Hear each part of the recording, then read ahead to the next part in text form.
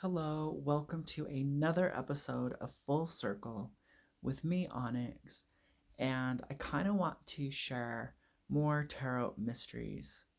So, working with the tarot cards, once you kind of have them in your mind, once your mind has been saturated with the cards, you've worked with them for a while, you can just basically, like if I say the word High Priestess, the image pops up in your mind, somewhat clear, then you know the cards are sufficiently within your mind, that your own mind and the higher powers that be can start to communicate with you through the symbol set of the tarot.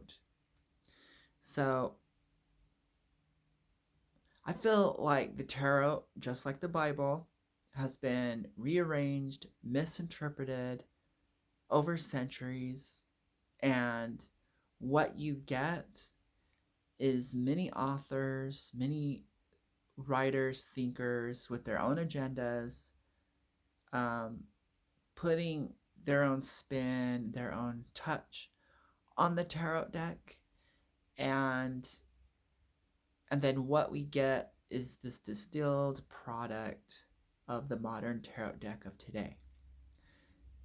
For better and for worse, that kind of means the tarot deck is a living creature. It's a being. It's going through its own evolution.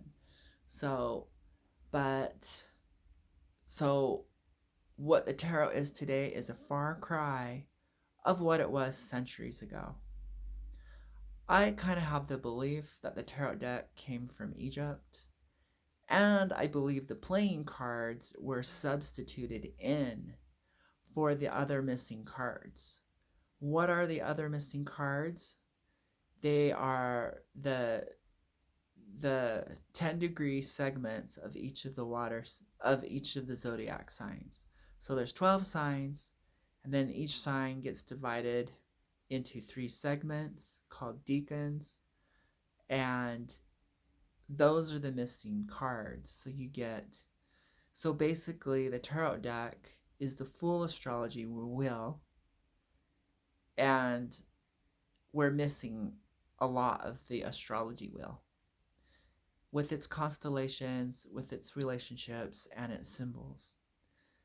And so, because we're missing those, they decided to add the playing cards and the court cards, like, all that. And you know what? It's all right. Let's work with what we got. And so, that is the reason why the upper major arcana, the greater mysteries, is named the greater mysteries. And the court cards and playing cards are the lesser arcana, the lesser mysteries. Uh, and you just have to go with your own journey, your own intuition, your own revelations as the cards speak to you. So, depending upon your consciousness and like your trajectory in life, will be how you can utilize those cards. I can reveal my revelations as they come up. So I was in my own creative process. I'm kind of thinking about writing, drawing a kid's mystery book where it's simple little pictures of big ideas. Has this been done before? Sure. But on my journey of playing with life coaching, self help, psychology, and magic, some things were revealed. And I'm here to reveal those things, which might give you new interpretations. So I have a few tarot readers that I follow, and most of their content is geared towards love and relationships. And it seems pretty common that when someone has the devil card, that other person is toxic, engaged in toxic behaviors like drug addiction, and that person's a shady character. You might consider it a karmic. And I'm like, maybe in that context, but the context I read my cards is so much different. The meaning is different as well. Uh, the world card, could be the beginning and ending of a cycle. Uh, you know, the strength card really always kind of just seemed wrong. It didn't seem to make sense. There were a lot of things that didn't make sense. The hermit card was a time for meditation, and you might be in hermit mode. And we get this very general uh, um, interpretation when it comes to fortune telling, and I'm like, we're missing a lot of depth here. So I want to maybe open your mind to new interpretations and new levels of understanding. So here's the Sun card, that glorious inner child. Um, but could this mean being clear? Could this mean being revealed in your authentic nature? Which is kind of what the whole spiritual journey is about. Shedding all that doesn't belong to you, kind of like a rebirth process.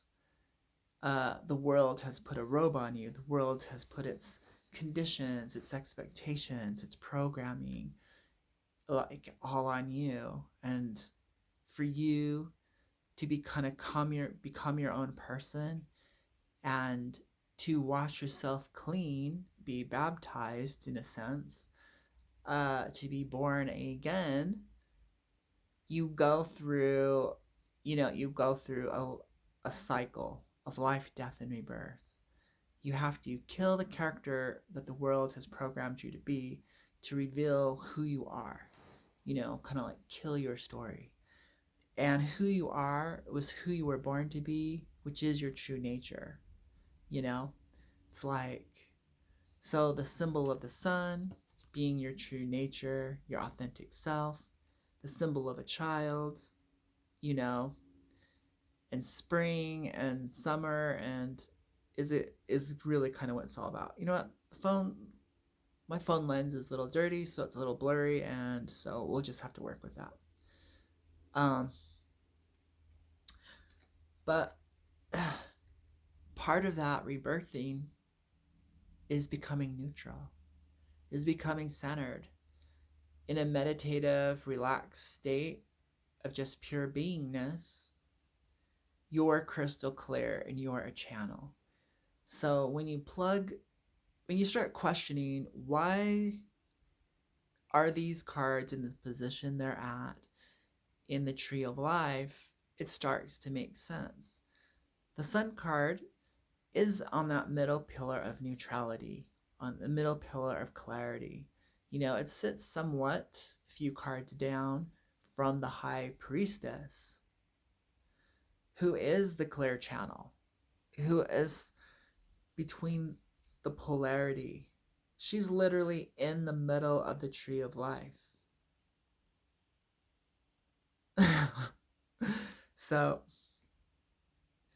when you start looking at them in relationships, in the context, with your decoder key of the tree of life, you can extract and you can start to understand maybe the true meaning of what the tarot was representing versus the mundane modern world. I'm going to just call the whole world fast change artists. They're just playing games and handling resources in a childish way, taking advantage of each other, making content and whatever, and there's no depth, there's no wisdom. And at the end of the day, you're left with a whole bunch of wishful thinking and a whole bunch of techniques, but not a bunch of distilled knowledge, not a bunch of wisdom, know how, investment, sacrifice to gain that knowledge. And so in the occult, it's a different story. You just don't take a workshop and you understand the universe. You know, you have to kind of like live it, and it is lived through you. And so There we go. Looking at the Lover's card, we notice the sun is straight above it. And there's the angel, you know? And so this card has a lot to do with the reason why people are attracted to relationships is because they want to, and their so-called opposite is because they're trying to create wholeness. Doesn't matter what your gender is or your gender identity, whatever you're attracted to is basically the part of you that's become your subconscious, that's become part of your repressed, fragmented self, and you're naturally attracted to it.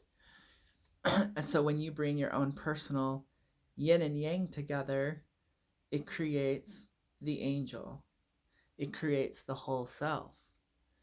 And then the light, your true authentic nature, shines down. And notice how we go from human to something divine to something celestial, like an orb. So we lose the human form, and it becomes a circle. And if this was clarity and a clear lens, the sun acts like a lens, a magnifying glass, and we experience the life force.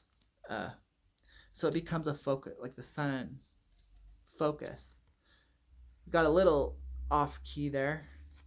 Like there's a huge jump in understanding there. So you can basically, being your true authentic nature, going through your rebirth, you will send out the right signals to attract your appropriate polar opposite divine self, and you will go through the fire and the great work. You will experience the love, which is a binding ingredient. What is love? Unity. What is unity? Love. And what are we doing? Creating harmony, collecting all of our soul fragments. Put all together, you become the source. You become, so it's a story of becoming whole, or a story of remembering your own divinity. So they use each other. He uses her to access this, she uses him to access this. They become one being. Isn't that what you're all wanting? I want it on a lower level. People are all wanting and needing and want to stay around each other and do things together and hold hands. That's a symbol. That's a symbol through time called events of wanting to be one, wanting to understand. You want to be one with yourself. You want to be one with the world. You want to be one with each other.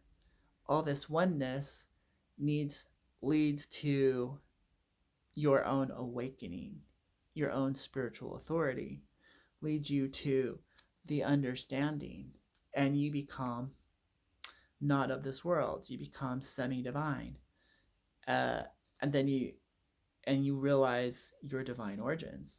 So the divine is there in the background, you know, as a, anyways. So we look to the other card, the Fool card. Innocence, carefree, someone who doesn't carry the weight of the world, but is on top of the world. So it's speaking, you can't, in order to achieve, in order to raise your vibration, in order to ascend, you have to be willing to give up the concerns of the world. Maybe for a moment is all it takes for you to get a remembrance, the download, and understanding about yourself. Which leads us to this card, the Strength card. Very misinterpreted, but I see this as the higher self, uniting, working with, training, tempering the lower nature, the beast, the animal nature. So when they start cooperating, so if someone who has achieved, that's true strength. When your intuition and your higher intelligence, you're now cooperating instead of wrestling. Your animal nature is now being trained and disciplined, corrected in the right way, And even though it's a dangerous beast called a human being with potentials of destroying itself and others and harming all life, in total beast mode, it's going through a transformation. And this was someone having a personal awakening. This was someone meeting a divine agent. When it's unrealized, you'll see it as a guide or a higher self. But when it's realized, you're seeing it as part of yourself. So you've now attracted the assistance of your own divinity, and you're working together, which is really what it's all about. Higher up in the tree, we got the star card. A lot of people are like, oh, this is a lucky card, or they'll relate it with Aquarius, but usually it just comes up as luck. You win, yay, yay, happy, happy. And I'm like, can't you see what it really is? This is the image of your higher self. It really, and so some of the images have been changed, because people don't like. So in alchemy, there's a lot of gender blending. In Kabbalah mysteries, there's the divine hermaphrodite, someone who's fused their masculine and feminine, someone who has fused the earthly terrestrial and the celestial aspects of themselves. So living in polarity and divided, we see them as opposites, but when they come together with the glue agent of the desire for attraction, we get the higher self. Angels are both gendered. Angels are neutral and clear. They are male, they are female, but they are also heaven and hell. So the angel is actually a symbol of unity, of completing the great work. And it's kind of like between man and God. So it's that middle ground, it's that bridge. So that's kind of what's up.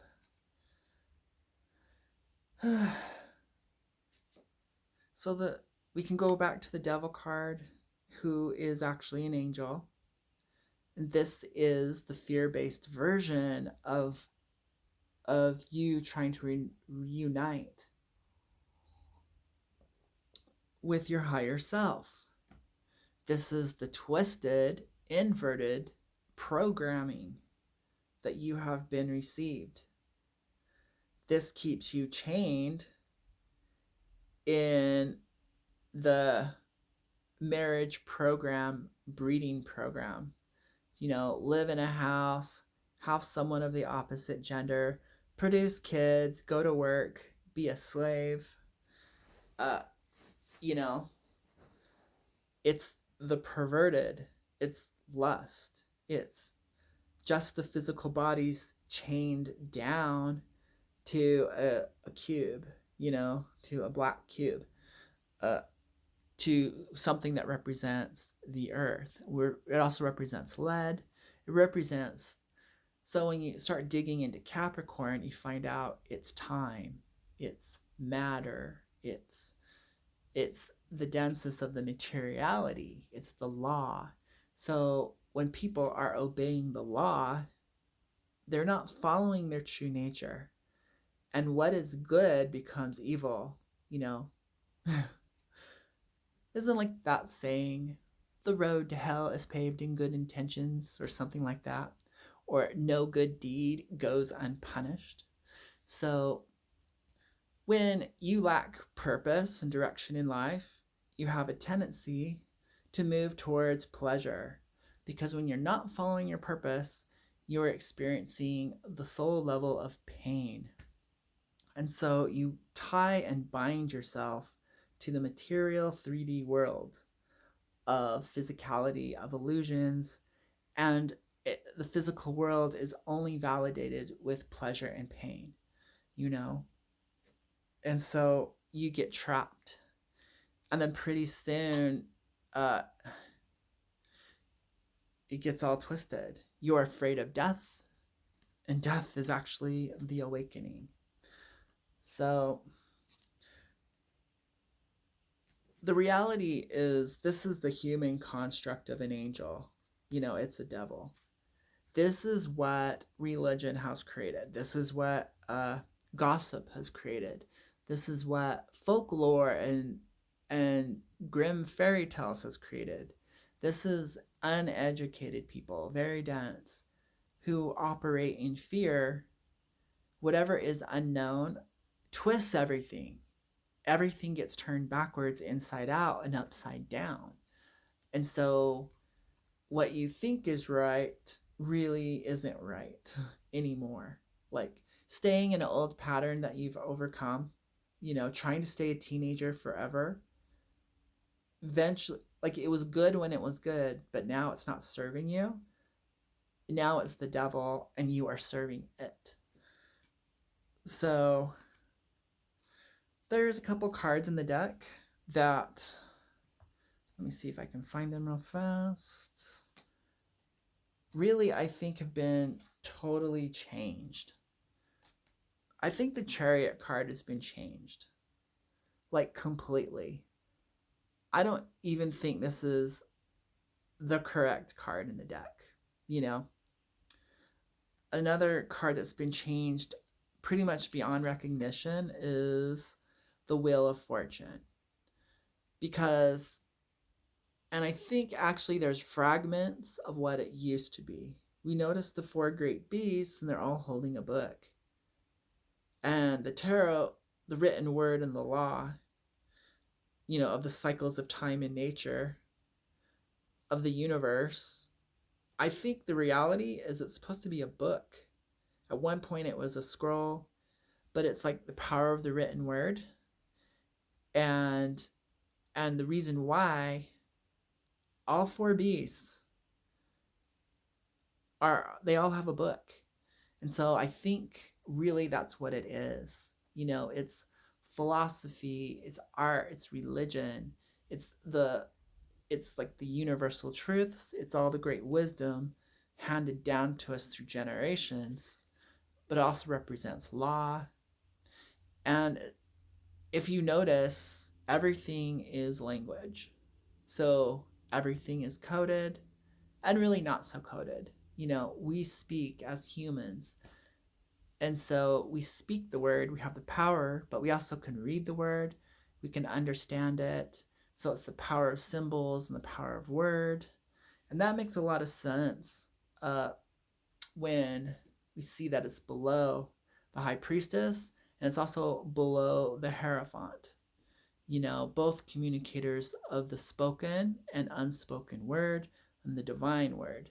As it moves down from the higher powers that be, it becomes the material law that we all kind of obey, or try to align ourselves with. And so I really think this isn't a lucky card. It does represent cycles, karmic cycles and things like that. But I really think it's all about going to school, studying, gaining a skill, becoming proficient at it, and especially more in the alignment towards philosophy. Thinking, studying, like, of a higher degree, because it's Sagittarius. Sagittarius rules over universities and kind of big organizations like court of law, and works into government and things like that because they're big. Wherever there is like a law, a morality, a philosophy on a big level, we get that Jupiter energy, that father energy comes down, and its companion opposite is the Capricorn energy, the Saturn energy, which enforces and structures. So here's the force and the structure, and then here's the law. And so these two cards need each other. We need morality.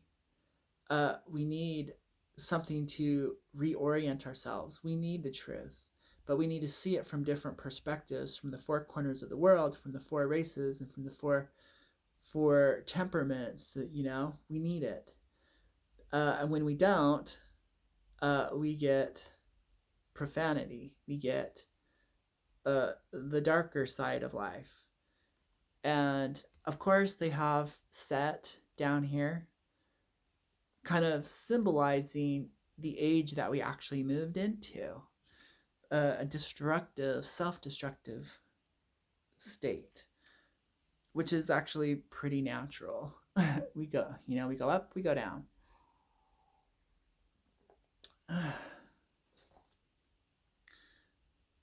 So, speaking about, let's see if there's anything else I really want to reveal.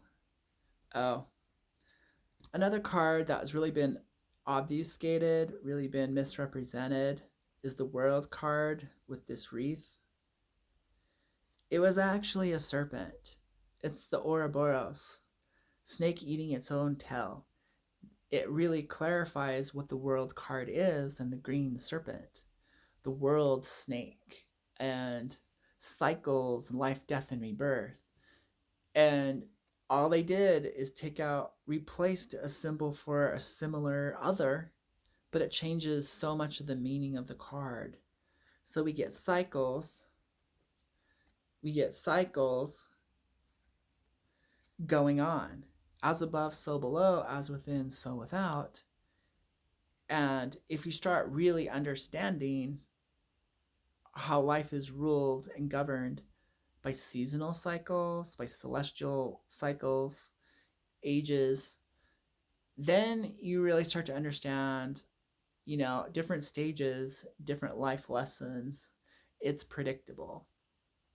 And you also see an alchemy process going on of transformation. So it's like life transforms you. You're going through a transformative process. A part of you is in the cookie dough, So you're experiencing that. You're witnessing it. You have a front row seat to the experience of life. So when you put the snake back in, you then see the relationship between the wizard and the world and how they need each other.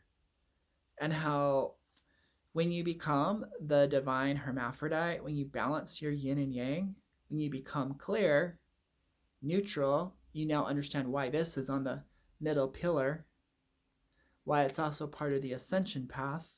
The end is the beginning, so it also symbolizes rebirth, death to the old version of you, the harmonizing of polarities, your yin and yang, your heaven and hell, your light and your dark, your yes and your no, your right and your wrong.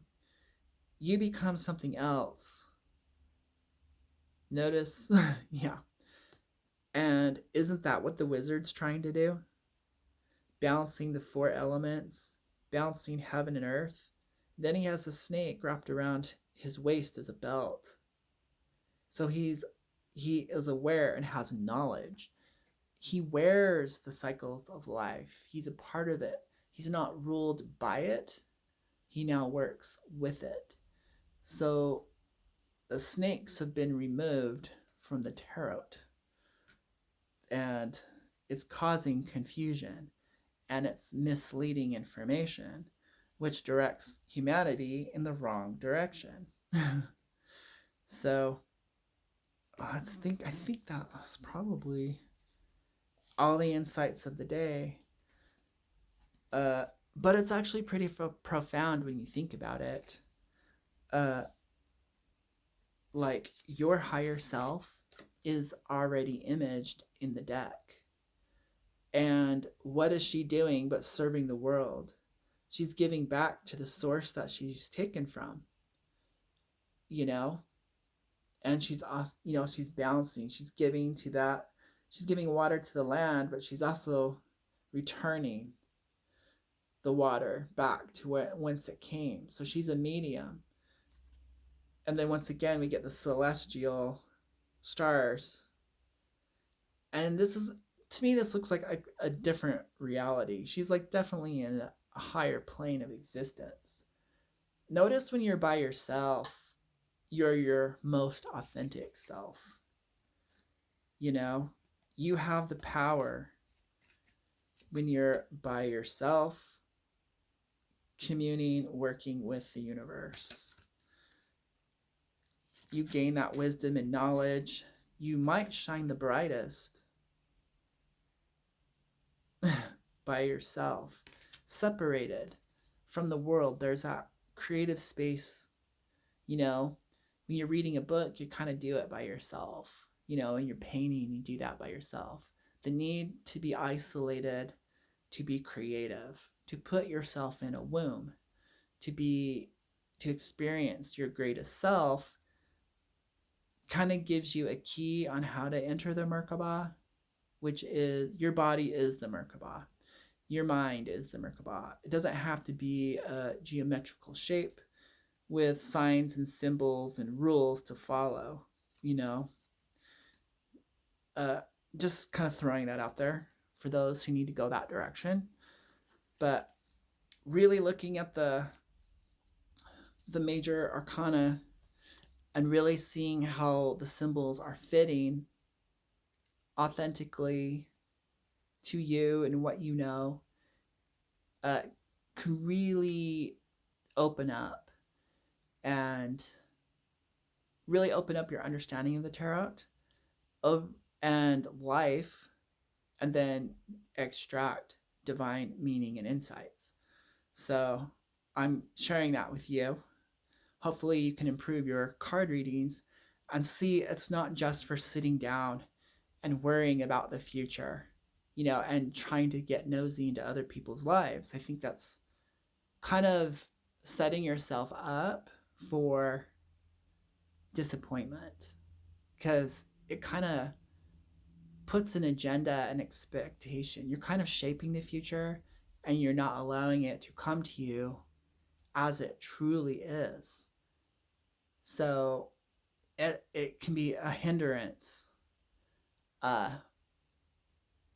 because most people take that information and then don't act natural anymore. You've lost spontaneity and you lost the gift of surprise and you really shut down your options. So it can be a dangerous game to play if you want to play fortune telling. But when you're using uh, the cards to help bridge gaps in your training in Western mystery and understand the different planes and the process, then the cards can become bridges and help elevate you and fill in blank spaces. So I feel like